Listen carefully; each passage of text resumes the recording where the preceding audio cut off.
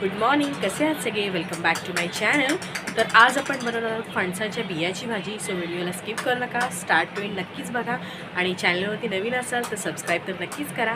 चला तर मग आपण भाजी बनवायला सुरुवात करूया. सर्वप्रथम मंडळी मी इथे बिया उकळून घेते, कारण बियांमध्ये चीक असतो. जर उकडला ना तर तो सगळा चीक बाहेर येतो, म्हणजे बिया खाताना आपल्याला कलकट लागत नाही. आणि त्या मिठामध्ये उकडवायच्या, कारण मग मिठाची छान बियांनाच कोटिंग येते.